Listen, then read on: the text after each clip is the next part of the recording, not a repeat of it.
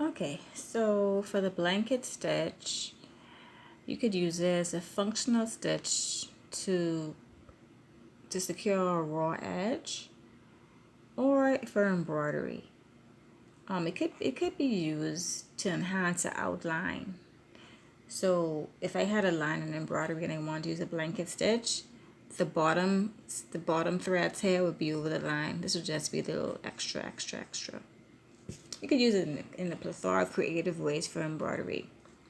But we're using it right now to keep the raw edge neat, because you can see where I had the blanket, the threads aren't coming undone, but where there's no blanket, we see the threads hanging. So we want it to behave. It's not always straightforward how to begin a blanket stitch when you're putting it at the edge of a garment, but it's best to begin with a loop. So we're gonna make a loop on the wrong side. Make sure I'm getting it. No, okay, so we start on the right side. So we'll see a knot. We could always knit a knot with an embroidery scissors, so it's hard to see. Only to begin. So we're gonna come up very close to where we went in. This is how we're gonna have our loop form. Now when you're doing hand stitching with needle and thread, you need to take your time and use your fingers to help you. So I'm gonna let this loop hang.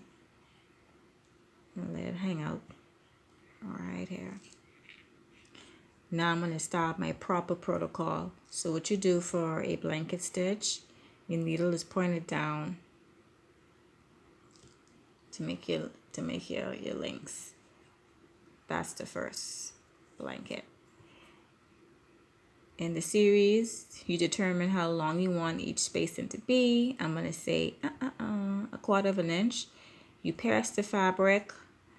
I believe it's easier to just point down. Then tuck the floss or your thread under. Control your thread. And you pull to see the next L form. And you keep up that pattern. Keep your spacing the same as you go down. A little far away. Keep your spacing the same. Once again, you could always fix it. If it look a little rude, you could fix it. I pierce the top of the L. It's like a bunch of backward L's, eh?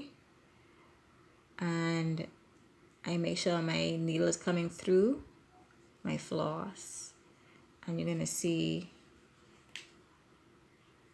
the link form. This is kind of like a loose chain stitch, eh? If you know how to apply a chain stitch, embroidery works chain stitch, it kind of feels like it a little bit. All right, and you keep up the series stitches, and all I do to end it, I'm gonna make a little tack in the garment, go right behind to secure the last one. I can make a knot in the back of here to keep it stabilized so it wouldn't become undone. Okay. Do we use the blanket stitch in our actual garments? In this way, no, but it's good to know. It really can be helpful for decoration and maybe even for functional purposes. I don't use it a lot personally, but it's good to know. You may need it.